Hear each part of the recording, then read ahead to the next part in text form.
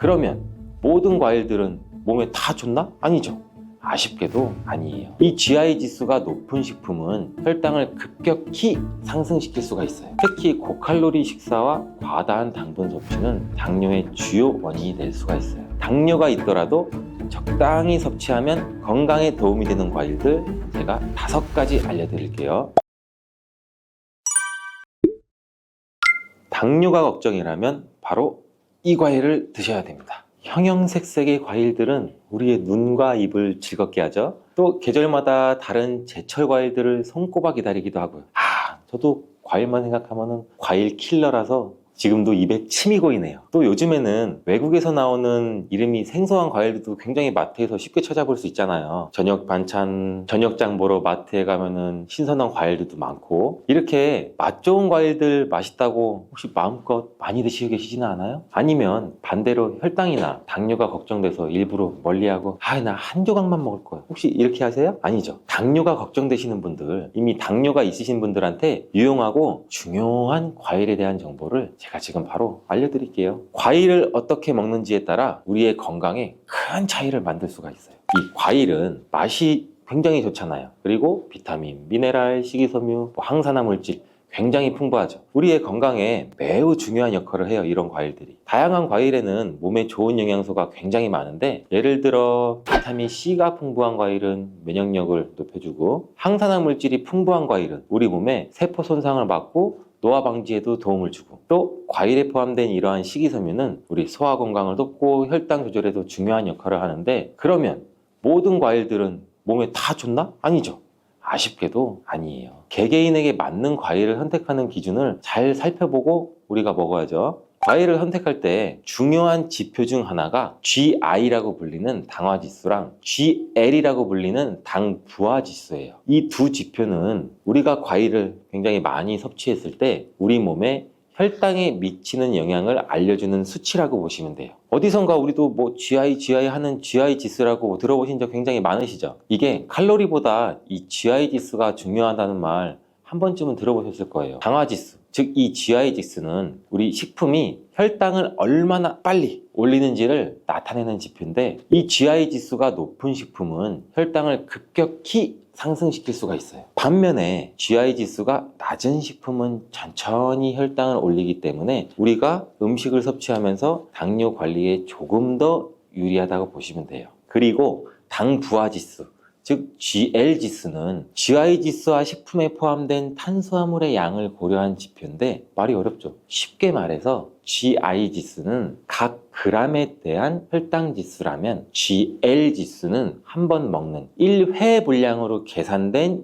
양에 대한 혈당 지수예요. 그래서 이 지수가 실제 혈당 반응을 더 정확하게 반영한다고 볼 수 있어요. 일반적으로 당화지수와 당부화지수가 낮은 과일이 이 혈당 스파이크, 즉 혈당이 급격히 높아지거나 낮아지는 이런 현상을 일으키지 않는데, 이 때문에 혈당이 걱정되시는 당뇨 환자분들은 이러한 과일을 잘 알고서 드셔야 되는 게 중요하겠죠. 당뇨병은 혈당 조절에 문제가 생기는 질환인 거 다 아시죠? 대부분의 경우 인슐린이라는 호르몬이 정상적으로 작용하지 않거나 인슐린 저항성의 문제와 분비량이 부족해져서 혈당이 높아지게 되는 거죠. 주된 원인은 크게 보면 유전적인 요인과 생활 습관에 있어요. 이러한 당뇨병은 가족력으로 전해지는 경우도 많고, 또한 불규칙한 식습관, 과도한 스트레스, 운동 부족, 비만 등도 굉장히 주요한 원인인데, 특히 고칼로리 식사와 과다한 당분 섭취는 당뇨의 주요 원인이 될 수가 있어요. 그래서 더더욱 음식을 드실 때 더 잘 알아봐야 하는데, 우리 당뇨가 있으신 분들은 단 음식, 과일을 섭취하면 안 된다, 이렇게 알고 계신 분들이 굉장히 많아요. 그렇죠? 하지만 당뇨에 도움이 되는 과일이 있다는 거, 이제 이 당뇨에 좋은 과일들을 한번 알아볼게요. 당뇨가 있더라도 적당히 섭취하면 건강에 도움이 되는 과일들 제가 5가지 알려드릴게요. 첫 번째는 블루베리입니다. 이 블루베리는 대표적인 당뇨에 좋은 과일로 잘 알려져 있는데, 그 이유가 아까 설명드린 GI 지수가 낮기 때문이에요. 이 GI 지수가 낮다는 것은 쉽게 말해 혈당을 급격하게 올리지 않는다는 뜻인 거 우리 다 이해하셨죠? 그래서 블루베리는 당뇨 환자들이 섭취하기에 굉장히 좋은 과일이에요. 블루베리는 또 항산화 성분이 굉장히 풍부해서 우리 몸의 세포 손상을 예방하고 염증을 줄이는 데 도움도 돼요. 특히 이 블루베리 껍질에 풍부하게 함유된 안토시아닌이라는 항산화 물질은 혈당을 조절하는 데에도 긍정적인 영향을 미치고 또한 우리 눈 건강에도 굉장히 도움이 많이 되기도 해요. 이 블루베리는 식이섬유도 많고 우리 몸의 소화 속도를 늦추고 혈당 상승도 완만하게 만드는데 이 블루베리를 생으로 신선하게 먹거나 요거트나 샐러드에 추가해서 먹으면 굉장히 맛있게 드실 수가 있어요. 하지만 과유불급 블루베리도 당분이 함유되어 있기 때문에 하루 한 줌 정도만 드시는 걸 추천드리겠습니다. 당뇨에 좋은 과일 두 번째, 키위입니다. 이 키위는 저혈당 지수 과일이면서 식이섬유가 굉장히 풍부해서 우리가 혈당 조절에 굉장히 좋은 과일인데 이 키위에 포함된 수용성 섬유질은 소화를 늦추고 혈당 상승을 억제하는 효과도 있어요. 또한 비타민 C랑 칼륨이 풍부해서 면역력 강화랑 심혈관 건강에 도움을 줄 수도 있는데 이 키위에는 항산화 물질인 폴리페놀과 카로티노이드가 포함되어 있어서 세포 보호 및 염증 완화에도 굉장히 좋은 영향을 미치게 됩니다. 하지만 우리 모두 키위 역시 너무 많이 드시면 안 되겠죠. 제가 항상 말씀드리잖아요. 너무 많이, 과하게는 절대 안 됩니다. 하루에 한 개 정도 섭취하면 좋은데 이 키위는 간편하게 껍질을 벗기고 바로 섭취할 수도 있잖아요. 껍질을 안 벗기고 저도 마찬가지로 귀찮아서 반 딱 자르고 수저로 티스푼으로 파서도 깔끔하게 먹을 수가 있어요. 바쁜 일상 속에서도 간편하게 먹을 수가 있어서 굉장히 많은 사람들이 좋아하는데 하지만 이제부터는 키위의 껍질을 까지 않고 한번 드셔보세요. 어떻게 키위 껍질을 까지 않고 먹어? 키위의 껍질에는 실은 속살보다 더 많은 섬유질, 즉 식이섬유가 풍부해서 변비나 장 건강에 도움을 줄 수 있고 굉장히 다양한 항산화 물질이 포함되어 있기 때문에 우리 몸의 세포 손상도 막을 수가 있다고 해요. 또 면역 체계에도 도움을 줄 수가 있다고 하고 근데 까슬까슬한 털이 있어서 겉면을 잘 씻어서 껍질째로 한번 드셔보시는 게 좋을 것 같은데 껍질이나 과육에 알러지 반응이 있으신 분들은 껍질을 벗기고 먹는 게 물론 좋습니다. 저도 실은 한 번도 키위를 껍질째 먹어보진 않았는데 오늘 집에 가서 한번 잘 씻어서 도전해 보겠습니다. 여러분들도 한번 도전해 보세요. 세 번째 과일은 배입니다. 배는 저혈당 지수 과일 중에 하나로 특히 배에는 수용성 식이성분인 펙틴이 풍부해서 우리 몸의 소화 과정을 늦추고 혈당이 급상승하는 걸 억제하는 데 도움을 줄 수 있습니다. 배의 섬유질은 장 건강에도 좋고 우리 변비를 예방하는 데도 아주 효과적인데 배는 비타민 C, 항산화 성분 그리고 수분이 많이 포함된 과일로 우리 몸의 수분 균형을 유지하는 데도 물론 도움을 줘요. 수분이 풍부한 배는 특히 체내 독소 배출과 배뇨 촉진에도 좋은 영향을 주는데 이로 인해서 배는 당뇨 환자의 전반적인 건강 유지에도 긍정적인 영향을 준다고 해요. 또 배는 달콤하고 시원한 맛이 있어 남녀노소 호불호 없이 굉장히 좋아하는 과일이죠. 차게 냉장고에 해놨다. 저도 차게 먹으면 안 좋은데 여름철에 더울 때 찬 거 깎아서 아삭아삭 섭취하면 굉장히 좋잖아요. 근데 이것도 하루 한 개 정도 섭취하면 좋습니다. 자, 혈당 관리에 좋은 과일 네 번째는 바로 아보카도. 아보카도 좋아하시는 분들 굉장히 많으시죠. 아직까지 생소하신 분들도 있을 거예요. 요즘 마트에서도 쉽게 볼 수 있는 아보카도는 당분이 거의 없는 과일이에요. 오히려 건강한 지방이 많이 포함되고 있어 혈당 상승을 억제하는 데 도움을 주는데 여기에는 이 올레산이라는 불포화 지방이 혈당 상승을 늦추고 인슐린 저항성을 개선도 시켜주고 혈당 조절도 지원해주는 역할도 같이 해요. 또한 이 아보카도에는 식이섬유랑 칼륨이 풍부해요. 이게 혈당 안정화에도 긍정적인 영향도 미치고 우리 몸의 소화작용에도 좋은데 이는 항염증 효과도 뛰어나고 세포 보호에도 굉장히 좋다고 해요. 또한 이 아보카도는 식사 대용으로 굉장히 좋고 우리 샐러드나 스무디에 넣어서 먹으면 맛있고 건강한 간식이 됩니다. 그러나 이렇게 몸에 좋은 아보카도도 너무 많이 섭취하면 탈이 날 수가 있어요. 하루에 반 개 정도 섭취하는 것이 적당하다고 합니다. 다섯 번째 과일은 사과입니다. 저는 새콤달콤한 이 사과를 정말 좋아하는데, 이 사과가 외국에서는 하루 한 알에 사과면 의사 선생님이 필요가 없다, 진짜 이런 말이 있을 정도로 몸에 굉장히 좋아요. 이 사과는 식이섬유가 매우 풍부한 과일인데, 사과에 포함된 펙틴이라는 식이섬유는 아까도 잠깐 말씀드렸듯이 소화 속도를 늦추고 혈당 상승을 억제하는 데도 굉장히 효과적이에요. 특히 껍질을 포함한 사과를 섭취하면 이 식이섬유의 섭취량이 훨씬 많아져 혈당 관리에 큰 도움이 될 수도 있고, 사과도 또한 이 저혈당 지수 과일로 혈당을 급격하게 올리지 않으므로 당뇨 환자가 섭취하기에 굉장히 좋은 과일이에요. 또한 이 사과에는 비타민 C가 풍부하고 폴리페놀과 같은 항산화 성분도 포함되어 있어 당뇨뿐만 아니라 염증 완화와 면역력 강화에도 도움을 줍니다. 이 사과는 하루 1개 정도 섭취하면 좋고, 드실 때는 껍질을 깎아서 드시지 마시고 껍질까지 깨끗이 세척해서 함께 드셔야 된다는 점 잊지 마세요. 자, 이렇게 당뇨에 좋은 5가지 과일을 알아봤는데, 이렇게 맛도 좋고 건강에도 좋은 과일도 섭취 방법이 매우 중요해요. 그럼 당뇨에 악영향을 줄 수 있는 과일 섭취 방법에는 무엇이 있는지 알아볼까요? 당뇨에 안 좋은 과일 섭취법, 첫 번째, 과일 주스로 주시는 거예요. 과일 주스를 100%, 이 100% 과일 주스로 드셔도 가공 과정에서 당분이 많이 포함될 수가 있고, 또 이 액상이라서 몸의 흡수 또한 일반 과일을 먹었을 때보다 우리 몸이 흡수율이 빨라질 수가 있어요. 이렇게 흡수율이 빨라지면 이 혈당 스파이크를 쉽게 불러일으킬 수도 있고, 주스 대신 생과일을 섭취하는 것이 훨씬 더 건강에 이로우니 우리 모두 기억하시길 바래요. 또 두 번째, 건조된 과일입니다. 과일 자체가 나쁘다고 제가 말씀드리는 거 아니에요. 건조된 과일인 건과일은 당뇨에 좋지 않아. 왜? 건과일은 과일의 수분 함량은 낮아지고 과일의 부피는 줄어들지만 당분은 그대로 함유하고 있어서 당분 농도가 높아요. 여러분, 혈당 지수 GI가 높아서 혈당을 급격히 올릴 수가 있기 때문에, 예를 들어 건포도, 건살구, 건무화과 등등 굉장히 많이 있겠죠. 이렇게 당분이 농축되어 있는 것들은 당뇨 환자이신 분들은 적당히 또 혹은 피해야 된다는 거 아시겠죠? 세 번째, 가공된 과일입니다. 이 가공된 과일을 피하는 것이 굉장히 좋은데, 이 가공된 과일이란 뭐냐? 통조림에 들어있는 과일. 이렇게 가공된 과일 굉장히 맛있잖아요. 통조림 복숭아, 생각만 해도 군침이 돌고, 통조림 요새 화채 만들 때 여러 가지 과일 있는 수박 넣고 통조림 까서 그 안에 있는 과일 부어서, 생각만 해도 침이 고이죠. 이 과일 통조림은 과일 주스 시럽이 함께 들어있는 경우가 많아서 당분이 농축되어 있어요. 이 당분이 농축되어 있어 혈당을 급격하게 올릴 수가 있기 때문에 과일을 섭취할 때는 신선한 과일 그 자체로 섭취하는 것이 굉장히 중요합니다. 몸에 안 좋은 과일 섭취 방법이 이것 말고도 중요한 것이 또 있는데 바로 알려드릴게요. 식사 직후에 마무리로 우리 디저트로 과일 한번 먹자.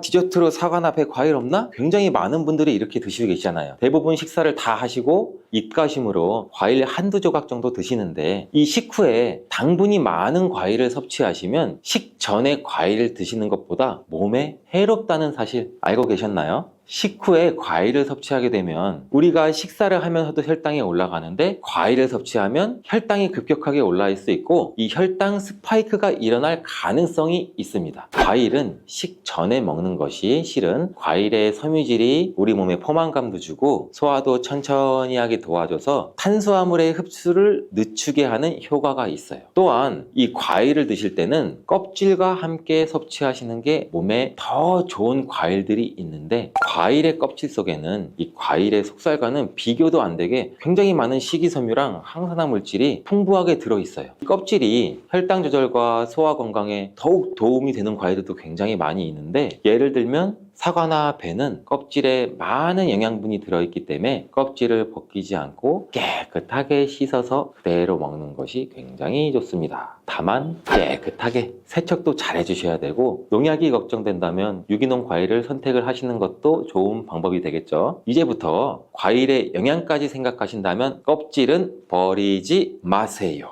마지막으로 섭취 방법과 함께 중요한 건 과일을 드실 때의 양을 꼭 조절해야 된다는 겁니다. 제가 계속 말씀드렸죠. 양, 적정량. 그럼 맛있는 과일을 한 번 먹기 시작하면 배가 부를 때까지 드시지는 않나요? 물론 그런 경험 굉장히 많을 거예요. 저도 마찬가지고. 근데 과일은 이렇게 자연적인 당분을 포함하고 있기 때문에 적당량을 섭취하는 것이 굉장히 중요한데 하루에 한두 개가 적당해요. 일반적으로 보면 이것도 과일 종류에 따라 달라서 굉장히 주의를 해주셔야 됩니다. 맛있는 과일 계속 저절로 손이 가더라도 손이 가요 손이 가, 건강한 몸을 위해서 참고 너무 많이 먹지 않도록 주의하세요. 건강한 몸을 위해서 건강한 습관이 나를 만든다. 오늘도 꼭 기억해 주세요. 사과의 유기산과 우유의 카제인이라는 성분이 만나게 되면 엉기는 현상이 일어나서 이게 덩어리가 져요.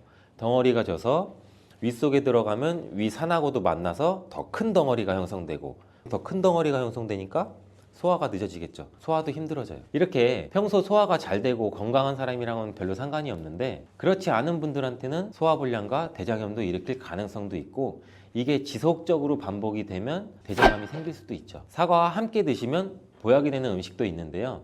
바로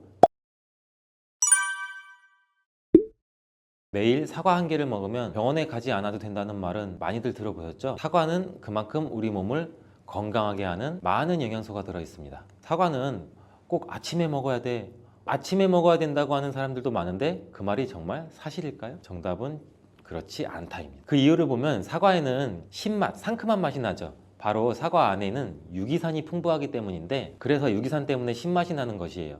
이 유기산은 우리 몸에 이로운 정도 있지만 평소에 속쓰림이 자주 있거나 위염, 식도염이 있는 분들이 아침에 공복에 사과를 먹게 되면 우리 몸의 위 점막에 심한 자극을 줄 수 있어요. 빈속에 안 그래도 속이 쓰리신 분도 많은데, 음식물이 있을 때 위 안에서 위산이 분비되고 위액이 분비돼야 중화가 되면서 우리 위도 코팅이 되고 건강한데, 음식이 없을 때 위산이 분비되면 오히려 위벽을 깎아먹게 되는 효과를 나타내거든요. 그래서 평소에 위가 약하거나 위염이 있으신 분들, 역류성 식도염이 있으신 분들, 이러신 분들 같은 경우에는 공복에 사과를 드시는 게 오히려 독이 될 수가 있습니다. 또한 마늘과 파 같은 음식은 열을 내는 음식이라고 하면, 우리 사과는 우리 몸을 차갑게 하는 과일이라서 몸이 찬 분들은 사과를 드실 때 또 주의를 하셔야 돼요. 위염 같은 증상이 있는 분들은 공복에 사과를 드시면 사과가 소화도 되지 않고 설사를 하게 될 가능성도 높고, 평소에 아랫배가 차거나 손발이 차서 수족냉증에 걸리신 분들도 많으시고 혈액순환도 안 되고, 또 생리기간 중에 있으신 여성분들도 사과를 드실 때는 주의하셔야 됩니다. 이런 분들이 사과를 드실 때는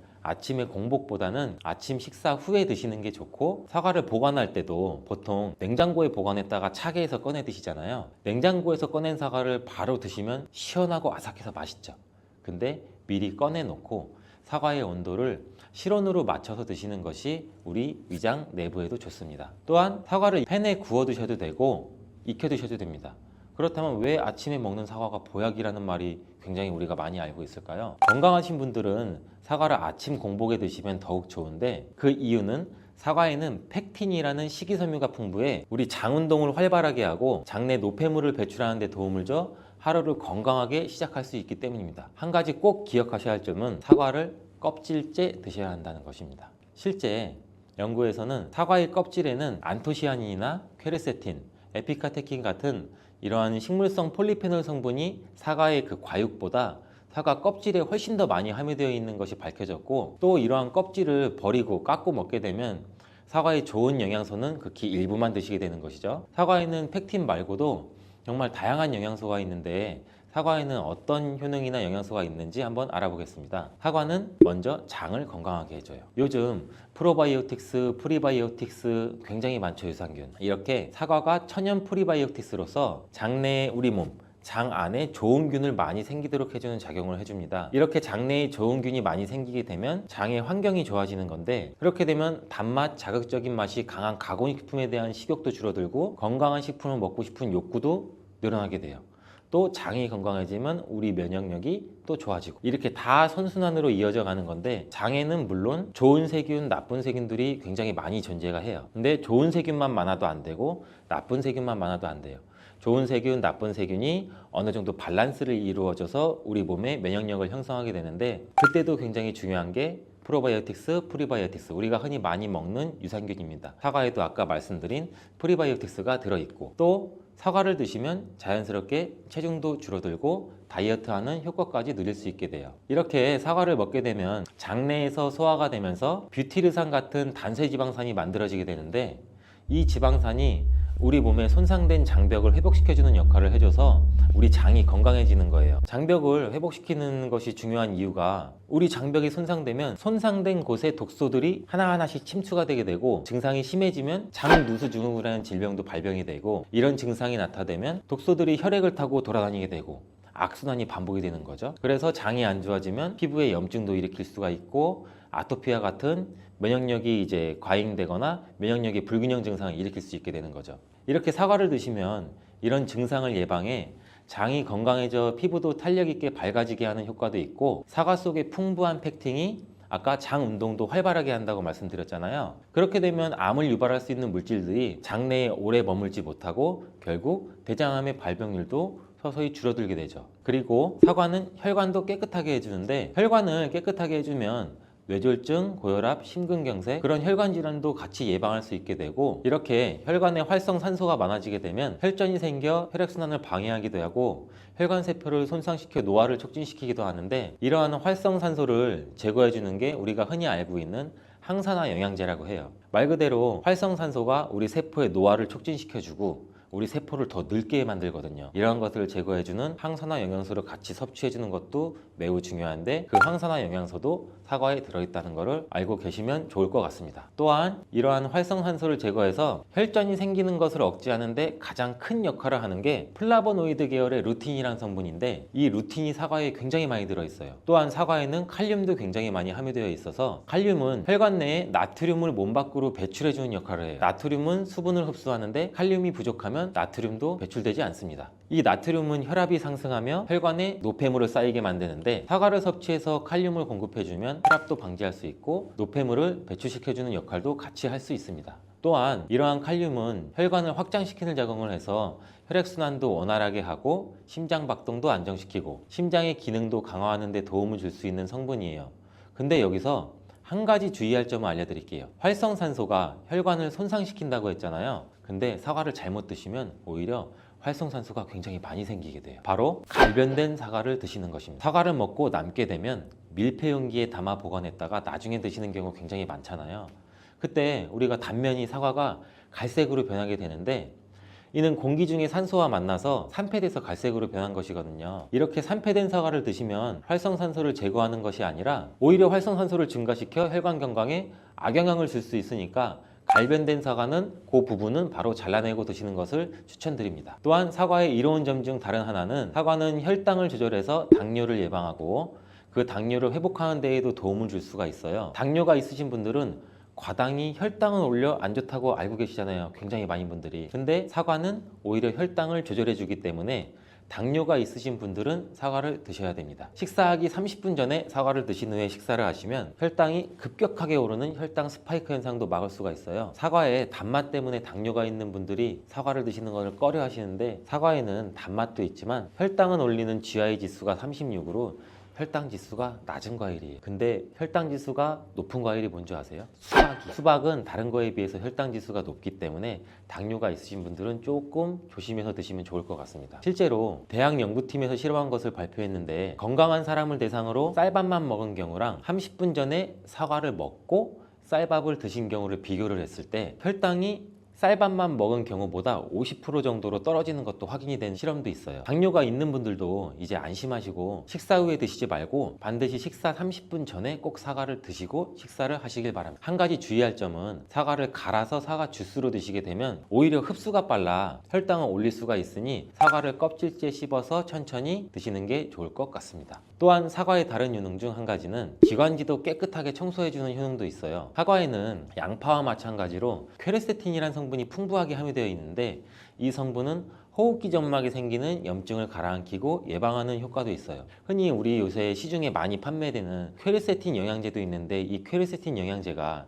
아이들 비염, 기관지염 이런 쪽을 개선시킨다고 많이들 이제 광고도 하는데, 이처럼 퀘르세틴이 우리 몸에 있는 염증도 굉장히 많이 잡아주거든요. 이런 물질들이 사과 속에도 같이 함유되어 있다는 것을 기억하시기 바라겠습니다. 그리고 폐기관지에 모세혈관도 튼튼하게 만드는 걸 도와주고, 천식이 있거나 기관지가 약한 분들이 미세먼지 때문에 기침이 많이 나고 목에 가래가 많이 낄 수가 있는데, 이런 분들도 사과를 꾸준히 드시면 호흡기가 부드러워져 불편함도 많이 해소할 수 있게 됩니다. 한 연구에서는 매주 4개에서 5개의 사과를 먹는 가정의 자녀가 매주 1개 이하의 사과를 먹는 가정의 자녀보다 천식에 걸릴 확률이 50% 정도나 낮았다고 발표한 적도 있고, 사과가 그만큼 천식과 호흡기 건강에 좋다는 것이 증명된 거죠. 이렇게 좋은 사과도 함께 먹으면 절대 안 되는 음식이 있는데 바로 궁합이 안 맞는 거예요.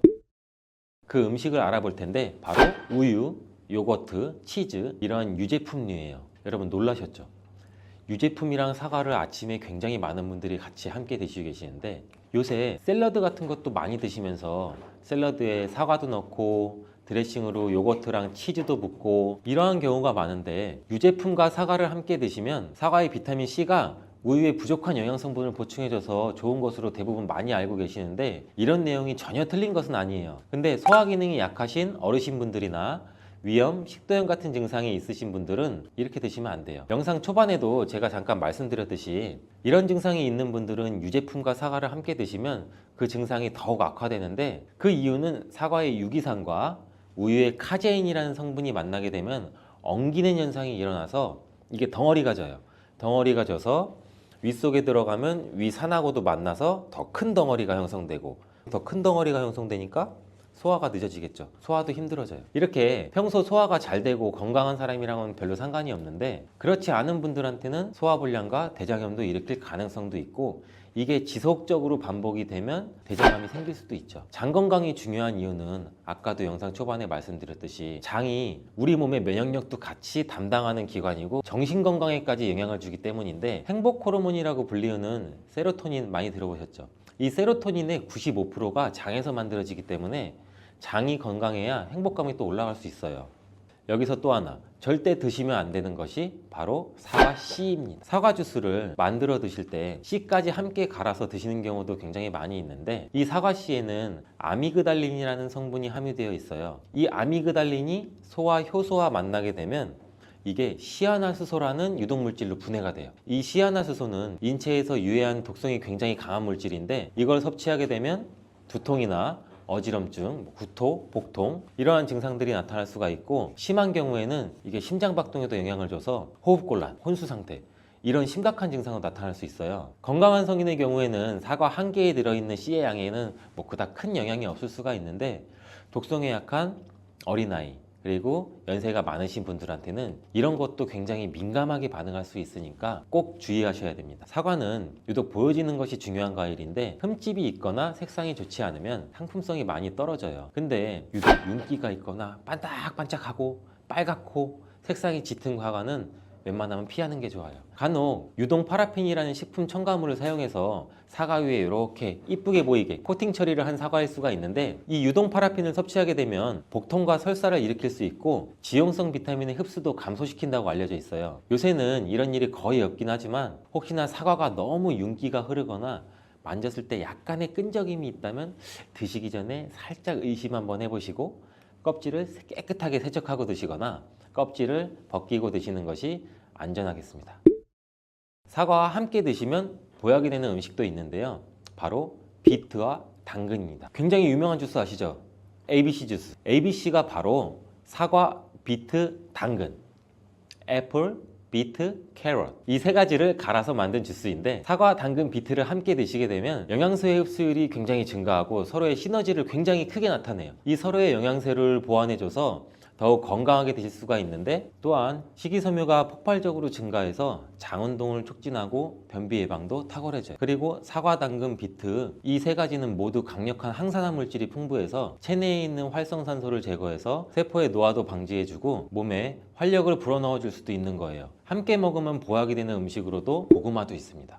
이 고구마에는 베타카로틴이라는 성분이 풍부해서 항암작용과 함께 면역력도 같이 강화해 주는데 혈관 건강에도 도움을 줄 수가 있어요. 고구마를 드시면 소화가 잘 안 되는 증상도 나타날 수가 있는데, 이게 왜 그러냐면 고구마 속에 함유되어 있는 아마이드라는 성분이 장에서 이상 발효를 일으켜서 가스가 차고 소화불량 증상도 같이 나타나는 건데, 이때 같이 사과와 함께 드시면 사과에 함유된 팩틴이 아마이드의 이상 발효 증상을 억제해서 가스가 차는 증상을 발생하지 않도록 도와주게 돼요. 또한 이러한 사과의 효능 중 하나인 혈관을 깨끗하게 하는 것을 고구마의 베타카로틴이 도와줘서 이 효능이 극대화가 돼서 건강에 정말 좋은 음식 궁합도 될 수 있답니다. 꿀은 그 자체로도 또 많은 약효가 있어요. 천연 항생제인 프로폴리스로 인해서 면역력을 높여주고 피로회복도 도와주고 위장 기능도 강화시켜주고 이렇게 도움을 주는 효능이 굉장히 많이 갖고 있는데, 특별히 이 건조된 기관지를 촉촉하게 해주는데 굉장히 좋은 효과가 있어서 기침이나 가래를 완화시켜주는 약성도 가지고 있어요. 그래서 우리 흔히 약국에 가시면은 프로폴리스 스프레이도 많이 추천을 해주시잖아요. 그래서 목 아프신 분들, 기침이 많이 나시는 분들한테서 많이 추천을 해주시기도 해요. 이렇듯 꿀과 함께 드시면 또 시너지 효과가 나타나 보약이나 다름없는 식품 5가지를 제가 바로 지금 소개해 드릴게요. 첫 번째는 바로 계피예요. 계피와 꿀이 만나면 여러 가지 효능들이 있는데, 계피는 오래전부터 이 자연요법으로도 많이 사용된 식재료예요. 꿀과 계피의 조합으로 효능이 배가 된다는 것은 굉장히 많은 실험을 통해서 밝혀진 바 있고, 겨울철이 되면서 관절도 여기저기 많이 쑤셔서 힘드신 분들 많으시죠? 꿀과 이것을 함께 드시면 관절염과 기침 감기가 싹 사라집니다. 예로부터 꿀물로 기침을 다스리기도 했는데 알고 계시죠? 고대 그리스에서는 꿀을 신들의 음식이라고 부르기도 했고, 꿀은 인류 역사상 가장 오래된 천연 감미료이자 약재로 굉장히 많이 사용했어요. 이집트에서는 미라를 만들 때에도 꿀을 사용하기도 했고요. 꿀은 약으로 쓰일 만큼 우리 몸에 정말 좋은 효능들이 굉장히 많이 있는데, 잘못 먹으면 약효가 하나도 없을 뿐만 아니라 오히려 몸을 해치는 독이 될 수도 있다는 사실도 혹시 알고 계신가요? 꿀의 종류와 절대 먹으면 안 되는 꿀과 좋은 꿀을 고르는 방법, 그리고 꿀과 함께 먹으면 좋은 최고의 음식 5가지, 제가 지금 꿀에 대해서 모든 것을 한번 알려드릴게요. 이 꿀에는 굉장히 여러 종류가 있는데, 꿀벌들이 꽃을 통해서 꿀을 만드는 것은 누구나 잘 알고 계신 거죠. 꿀벌이 꽃의 밀선에서 분비되는 자당을 먹었다가 다시 토해내는 과정을 거치는데, 꿀벌의 효소에 의해서 과당과 포도당으로 또 분해가 돼요. 그래서 점성이 있는 액체가 되죠. 이것이 우리가 아는 꿀이 되는 거예요. 또 꽃의 종류에 따라서 꿀의 이름도 달라지게 돼요. 우리가 잘 알고 흔히 볼 수 있는 아카시아 꿀, 굉장히 유명하죠. 그 외에도 밤꿀, 쌀이꿀, 유채꿀 등등 꽃의 종류에 따라서 꿀의 맛과 향이 조금씩 다른 특징이 있죠. 여러 가지 꽃을 통해 만들어진 꿀은 자파꿀이라고 그래요. 이런 꽃을 통해서 만들어진 이 천연꿀 말고 벌에게 억지로 설탕을 먹여서 만든 꿀이 있는데, 이거는 또 사양꿀이라고 하죠. 이 사양꿀은 일반적으로 천연꿀에 비해서 가격은 상대적으로 저렴하고 대량으로 생산이 가능하다는 장점이 있죠. 하지만 이 사양꿀은 천연꿀에 비해서 영양가가 낮고 인공적인 향과 맛이 첨가될 수가 있어요. 따라서 우리는 꿀을 선택할 때 사양꿀인지 천연꿀인지 확인을 기본적으로 하시고 구매를 하셔야 되는데, 꿀에 사양꿀인지 천연꿀인지는 표기가 되어 있지 않은 경우도 많아요. 이때는 탄소 동위원소 비율을 확인하시면 구분할 수 있어요. 천연꿀의 탄소 동위원소 비율은 22%에서 33% 정도 되고, 이 탄소 동위원소 비율이 낮을수록 좋은 꿀이라고 해요. 사양꿀이나 꿀 음료는 거의 설탕물이나 다름없으니 반드시 천연꿀을 구매해서 드시기를 바래요. 꿀을 보관하는 방법을 알려드리자면, 꿀은 절대로 썩지 않는다는 말도 있어요. 그 이유는 꿀에는 향균 작용이 있는 이 프로폴리스 성분이 포함되어 있기 때문인데, 주의하실 것은 직사광선이 없는 서늘한 곳에 보관하시고, 꿀을 덜으실 때는 이 오염되지 않은 스푼 같은 것을 사용하시면 좋습니다. 가끔 꿀을 냉장고에 보관하시는 분들이 있는데, 꿀을 냉장고에 보관하면 하얀 침전물이 생길 수가 있어요. 그리고 또 오래되면 층이 분리되는 현상이 나타날 수 있으니 주의하시는 게 좋고요. 꿀은 그 자체로도 또 많은 약효가 있어요. 천연 항생제인 프로폴리스로 인해서 면역력을 높여주고 피로회복도 도와주고 위장 기능도 강화시켜주고 이렇게 도움을 주는 효능이 굉장히 많이 갖고 있는데, 특별히 이 건조된 기관지를 촉촉하게 해주는데 굉장히 좋은 효과가 있어서 기침이나 가래를 완화시켜주는 약성도 가지고 있어요. 그래서 우리 흔히 약국에 가시면은 프로폴리스 스프레이도 많이 추천을 해주시잖아요. 그래서 목 아프신 분들, 기침이 많이 나시는 분들한테서 많이 추천을 해주시기도 해요. 이렇듯 꿀과 함께 드시면 또 시너지 효과가 나타나 보약이나 다름없는 식품 5가지를 제가 바로 지금 소개해 드릴게요.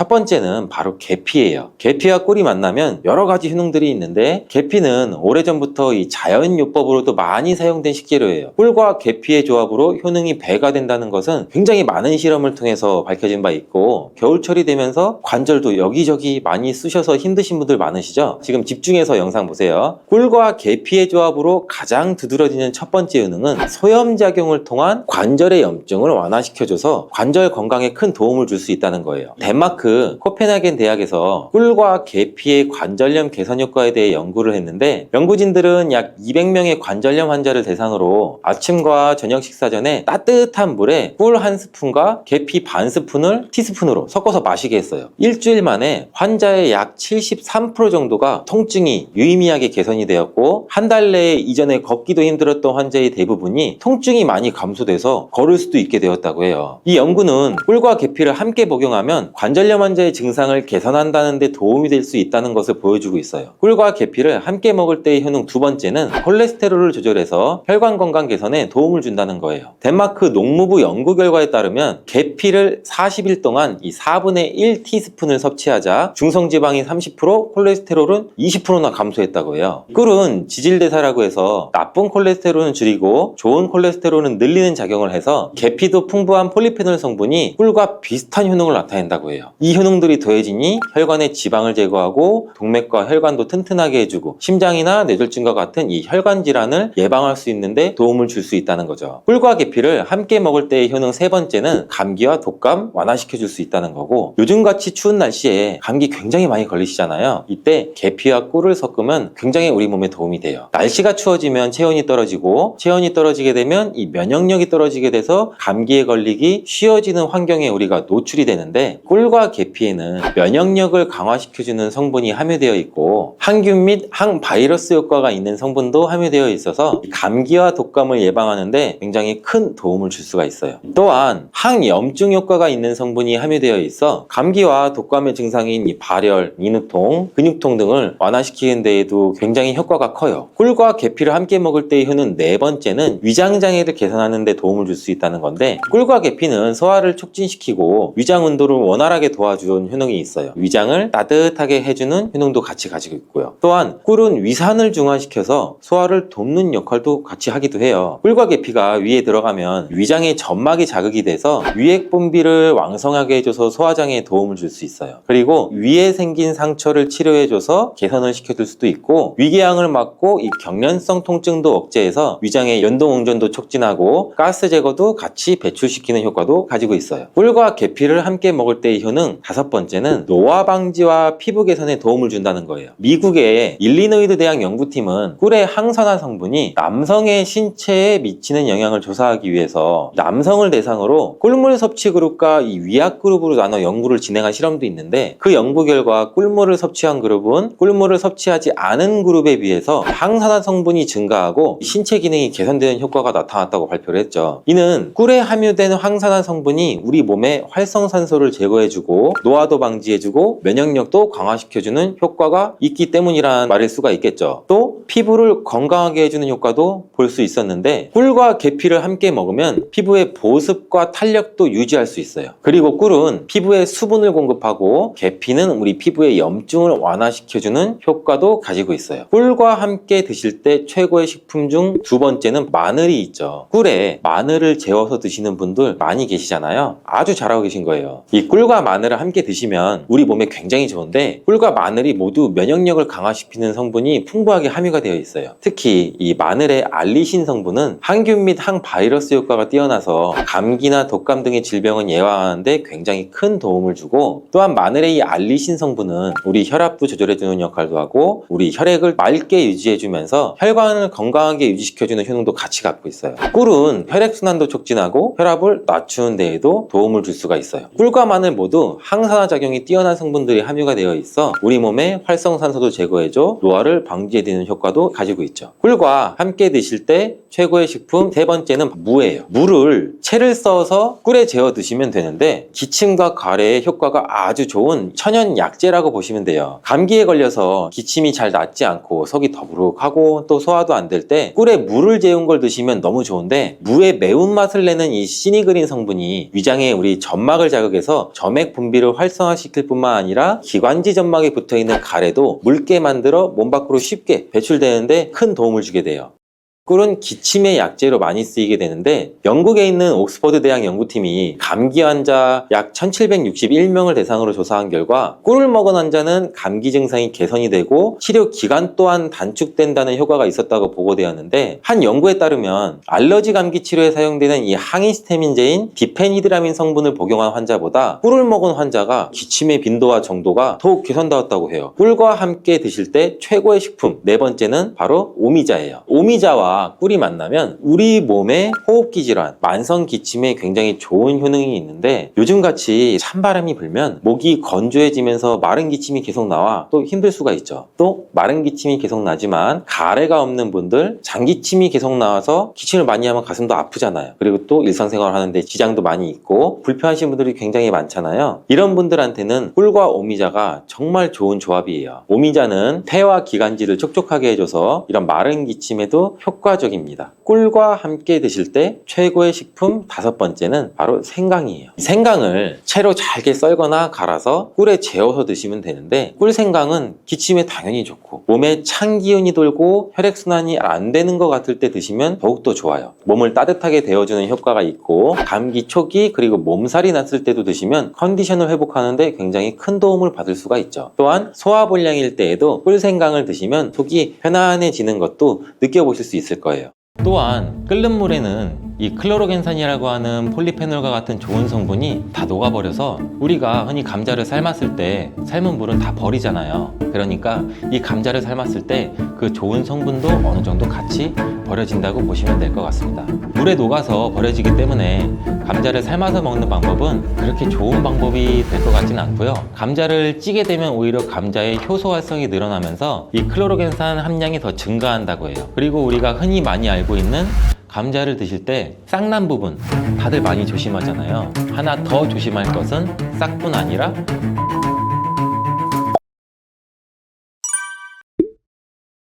삶아 먹고 데쳐 먹고 쪄 먹고 볶아 먹고 전으로 부쳐 먹고 정말 다양하게 먹는 채소가 바로 감자인데요. 건강에 좋은 감자도 잘 알고 드셔야겠죠. 먼저 감자를 드실 때 어떤 거와 함께 먹으면 안 되고 주의해야 될 점은 무엇이 있을까요? 감자는 바나나와 함께 드시면 안 됩니다. 그 이유를 한번 알아볼까요? 바나나는 칼륨과 다양한 영양성분 그리고 식이섬유가 풍부해 에너지 공급과 다이어트에 좋기로 소문났는데요. 감자와 절대 함께 먹으면 안 된다니 정말 생각도 못하지 않나요? 나트륨을 배출하는데 도움을 주기로 유명한 칼륨은 바나나뿐만 아니라 감자에도 풍부하게 함유가 되어 있습니다. 함께 드시게 되면 칼륨이 몸속에 과다하게 들어오고 그렇게 되면 세포의 수분 균형이 깨져 근육과 신경에 과도한 이완을 초래할 수 있고 근육의 무력감과 만성 손발 저림을 넘어 심하면 심장 부정맥을 일으킬 수가 있습니다. 또 혈압 상승도 같이 일으킬 수가 있고, 함께 드시지 않고 따로 드시게 되면 이 칼륨은 우리 몸에 정말 좋은 효능을 발휘하는데 몸속 나트륨을 배출할 뿐만 아니라 칼륨은 혈관을 확장해서 몸속의 노폐물도 원활하게 배출되도록 도와줍니다. 또한 이 감자의 풍부한 칼륨은 알칼리성으로 혈액의 산성화를 방지해서 뼈에서 칼슘이 빠져나가는 것도 막아주고 마그네슘과 같이 근육의 수축과 이완에 큰 도움을 줘서 다리나 종아리 근육의 갑작스러운 경련을 예방해주는 역할도 같이 해주기 때문입니다. 따라서 감자는 고혈압, 동맥경화, 뇌졸중 이러한 심혈관 질환뿐만 아니라 뼈와 근육의 건강에도 많은 도움을 주기 때문에 정말 다양하게 조리해서 맛있게 드실 수가 있습니다. 근데 여기서 우리가 조리할 때 주의할 점도 있어요. 바로 감자전이나 감자튀김은 우리 몸에 독이 될 수 있다는 것입니다. 감자튀김이나 감자전 굉장히 맛있죠. 정말 맛있죠. 케찹에 찍어 먹고 마요네즈에 찍어 먹고. 근데 이러한 감자전이나 감자튀김이 칼로리가 굉장히 높고 비만과 심혈관 질환을 유발할 수 있는 이 트랜스 지방이 굉장히 많이 포함되어 있어서 건강에 해롭다는 사실은 굉장히 많이 들어보셨을 거예요. 이 감자를 튀기게 되면 아크릴 아마이드라는 유해 물질이 굉장히 많이 발생하게 됩니다. 튀긴 감자 굉장히 맛있는데 감자와 고구마와 같이 이러한 탄수화물이 많은 식품을 굉장히 높은 온도로 굽거나 튀길 때 생성되는 이 아크릴 아마이드는 암을 유발하고 뇌신경의 단백질을 손상시켜 알츠하이머성 치매, 파킨슨병의 위험을 증가시킨다고도 알려져 있습니다. 이러한 이유로 아크릴아마이드는 세계보건기구와 국제암연구소에서 유해물질로 지정된 매우 위험한 물질인데, 이런 위험한 물질을 굳이 일부러 만들어 먹을 필요는 없겠죠. 그렇다면 튀김 말고 어떻게 먹어야 되나? 감자를 삶아서 소금이나 설탕을 찍어 먹는 것, 이것 또한 좋아하시는 분들 굉장히 많을 거예요. 근데 물속에 넣어서 삶는 것보다는 감자는 찜기에 쪄서 드시는 게 굉장히 좋습니다. 감자에는 클로로겐산이라고 하는 폴리페놀 성분이 다량 함유가 되어 있는데, 이 폴리페놀 성분이 특히 좋은 기능을 굉장히 많이 해요. 이 폴리페놀은 항암 효과가 있고 항산화 작용도 굉장히 강력하기 때문에 세포의 손상을 방지하고 세포의 변형도 방지해주는 기능이 있어 항암 작용도 있다라고 알려져 있고, 이 클로로겐산이 심장질환의 위험성 정도도 감소시켜 줄 수 있습니다. 그리고 피부 건강에도 감자가 도움이 될 수 있는데, 이는 과산화지질을 방지해주는 기능도 있습니다. 지질, 지방, 기름이 과산화되는 것을 방지하기 때문에 특히 피부주름, 피부 노화, 여러분들 굉장히 많이 심각하게 생각하시고 계시잖아요. 우리 주름만 없어도, 피부가 노화가 안 돼도 이 탱탱한 살도 유지할 수 있을 텐데, 이거를 막아주는데 감자의 클로로겐산이 굉장히 많은 도움이 될 수가 있습니다. 그리고 다이어트에도 도움이 될 수가 있는데, 이 체지방을 분해해주는 효과도 있습니다. 이 클로로겐산이 지방을 분해하기 때문에 비만 방지와 다이어트에 도움이 될 수가 있고, 또한 혈당 관리에도 도움이 될 수가 있습니다. 혈당이 급격하게 올라가는 것을 이 클로로겐산이 막아주는 기능이 있기 때문에 당뇨 예방과 혈당 관리에도 도움이 될 수가 있습니다. 근데 이 클로로겐산이 감자의 속살에 있는 게 아니고 감자의 껍질에 많이 들어가 있는데요. 이 감자 껍질 1g당 클로로겐산이 1mg이 들어가 있습니다. 따라서 우리가 감자를 드실 때 감자 껍질을 잘 닦아서 감자 껍질도 같이 함께 드시는 게 더욱 좋습니다. 감자를 조리할 때 클로로겐산의 함량이 변화가 될 수도 있는데, 이는 생감자 껍질 1g에 아까 클로로겐산 1mg이 들어가 있다고 제가 말씀드렸죠. 이게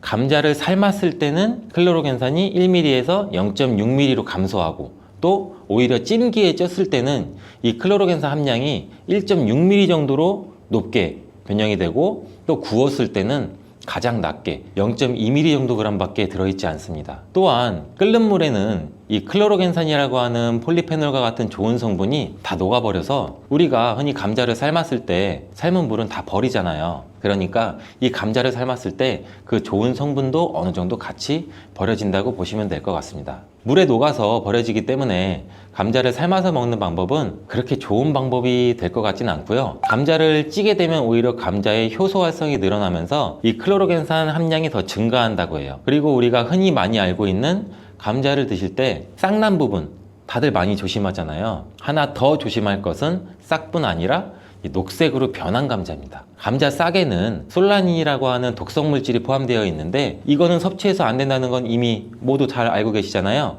근데 감자가 녹색으로 변한 거 역시 솔라닌 함량이 증가했기 때문에 섭취하지 않는 것이 좋습니다. 솔라닌은 감자와 같은 가지과 생물이 이 스스로를 방어하기 위해서 생성하는 천연 살충제라고 보시면 돼요. 이 솔라닌은 독성이 굉장히 강해서 소량 섭취만으로도 이 두통이나 복통이나 구토, 식중독 증상과 같은 것을 유발할 수 있으며, 과도한 섭취는 호흡곤란까지 초래해서 매우 위험할 수 있어요. 뜨거운 열로 조리해서 우리는 솔라닌을 제거할 거야, 이렇게 생각하시는 분들이 굉장히 많은데, 이 솔라닌은 285도 이상으로 가열해야만 분해가 되므로 100도씨의 물로는 아무리 삶아도 이 솔라닌 독소는 없어지지 않습니다. 이러한 솔라닌은 햇빛에 노출될수록 솔라닌의 생성이 굉장히 빨라져 감자는 어두운 곳에 보관하고, 싹이 난 감자뿐만 아니라 초록색으로 변한 감자도 반드시 패기 바랍니다. 여기서 감자를 보관할 때 간단한 팁을 알려드리면, 보관하실 때 감자를 사과와 함께 두시면 사과에서 발생하는 이 에틸렌 가스가 감자에 싹이 나는 것을 억제해줘서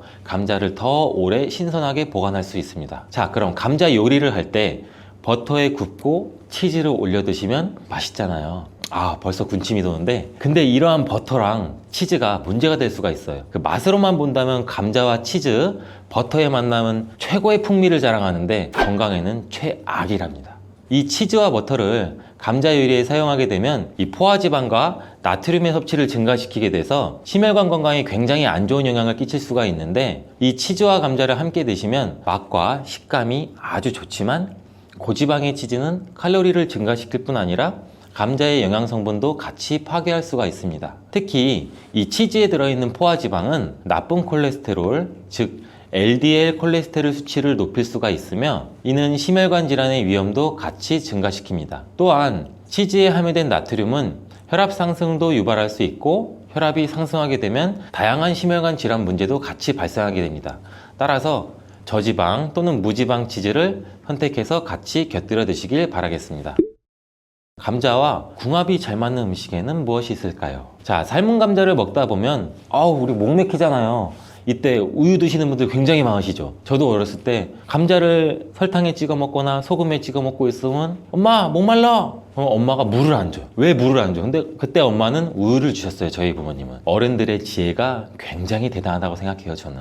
이때 우유를 드시면은 아주 잘 선택한 거예요. 감자를 먹게 되면 좋은 이유 중 하나는 풍부한 단백질을 섭취할 수 있다는 건데, 감자가 탄수화물 덩어리로 알려져 있는데 실제로는 고품질의 단백질도 함유하고 있어요. 이 감자의 단백질은 우유와 계란에 이어서 흡수율이 굉장히 높으며 콩보다 우수한 단백질로 여러 군데에서 평가받고 있습니다. 하지만 감자에는 비타민 A, 칼슘, 지방이 부족한데 우유가 감자의 부족한 영양 성분을 완벽하게 보충해줘요. 반면에는 우유에는 비타민 C가 부족한데 감자의 비타민 C가 풍부해서 서로의 궁합이 쿵짝쿵짝 굉장히 잘 맞는 거죠. 감자를 우유와 함께 갈아 마시거나 따뜻한 감자 스프를 만들어 드시는 것도 매우 좋습니다. 감자를 껍질째 조리해서 우유와 함께 드시면 혈당 상승 걱정 없이 우리 몸에 에너지와 영양을 충분하게 공급할 수 있습니다. 다음으로는 감자와 궁합이 잘 맞는 음식에 식초가 있습니다. 감자와 식초와의 조합은 매우 생소하지 않아요? 처음 들어보셨죠? 근데 감자에는 각종 비타민이 정말 많이 들어있는데 그 중에서도 특히 비타민 C가 풍부하게 많이 들어있어요. 감자 한 개에는 비타민 C 우리가 섭취하는 하루 권장 섭취량의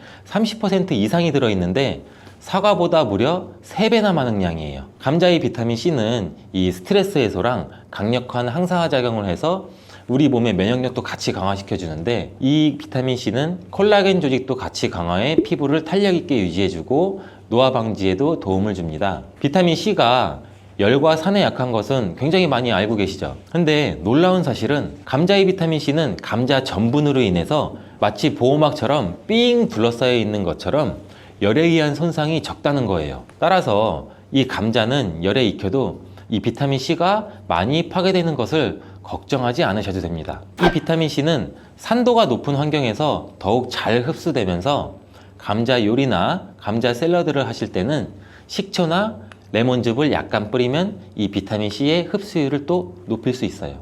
양파 또한 감자랑 함께 드시면 보약이 되는데, 이 감자가 위 건강에 좋다는 사실을 알고 계시나요? 그 이유는 바로 항염작용을 하는 폴리페놀과 아르기닌 성분 때문이에요. 이 성분들은 우리 몸의 위 벽을 보호하고 이 세포의 변형을 막아 염증도 감소시키면서 독소를 제거하는 역할도 같이 해요. 이뿐만 아니라 감자는 알카리성 식품으로 건강에 이로운 식품으로 손꼽히는데, 우리 몸이 산성화될 때 다양한 질병의 위험이 굉장히 높아져요. 특히 혈액 중에 산도가 올라가게 되면 염증이 발생하고 이 염증은 다양한 질환도 유발시키고 이 염증이 암과 다른 질병으로도 발전한 가능성이 있기 때문입니다. 그렇기 때문에 이 알칼리 식품인 감자를 섭취를 해서 우리 몸을 중화시켜서 질병을 예방할 수도 있습니다. 양파는 감자와 마찬가지로 알칼리성 음식으로 인정받아서 감자의 항염 및 항암 효과를 강화하는 뛰어난 시너지를 보여주는데, 이 혈관 청소부라고 불리는 양파는 혈관 벽을 강화시켜주고 염증도 효과적으로 제거해줍니다. 또한 감자에 포함된 비타민의 흡수율을 높여줘 감자의 효능도 극대화시켜줄 수 있습니다. 자, 감자와 같이 먹으면 좋은 음식 중 또 다른 한 가지는 토마토입니다. 이 토마토가 건강에 이로운 슈퍼푸드라는 사실은 여러분들 누구나 다 알고 계시잖아요. 이런 토마토는 감자와 함께 드시면 정말 보약과 같은 효능을 발휘하게 되는데요. 토마토와 감자를 함께 섭취하는 것은 항산화 물질과 비타민의 섭취를 증가시키며, 특히 토마토의 라이코펜과 감자의 비타민 C는 함께 작용해서 신체의 항산화 작용을 극대화시켜줍니다. 이 둘의 만남은 우리 면역 체계를 강화시켜주고 염증도 감소시켜서 전반적인 우리 몸의 건강을 증진하는 데 도움을 줄 수 있습니다. 이 토마토와 감자는 심혈관 건강을 강화하고 혈압을 조절하는 데 도움도 줄 수 있는데, 이 풍부한 섬유질과 항산화 물질은 장내 환경도 개선해 주기도 합니다. 또한 콩과 식물들도 감자와 함께 먹으면 정말 좋은데요. 이들은 함께 먹으면 균형 잡힌 영양 성분을 섭취하게 됩니다. 이 콩과 식물은 식물성 단백질, 섬유질, 철분, 마그네슘과 여러 비타민을 포함해서 심혈관을 건강하게 해주고 소화기관의 건강 개선과 혈당 조절에 훌륭한 효능을 발휘합니다. 따라서 당뇨병도 예방할 수 있고 혈당을 조절해주면 혈관이 건강하게 유지되고 혈관의 건강은 또 치매 예방에도 큰 역할을 해주는 거예요. 콩과 식물과 감자를 함께 섭취하는 것은 이 단백질과 필수 미네랄의 훌륭한 조합을 만들어주기도 해요. 포만감을 유지시켜주고 장기적인 에너지 공급도 지원하고 감자의 복합 탄수화물과 잘 어울려 식후에 급격한 혈당 상승도 억제해줍니다. 오늘은 감자에 대해서 알아봤는데요. 오늘 저녁 반찬은 감자를 곁들여 먹는 것이 어떨까요?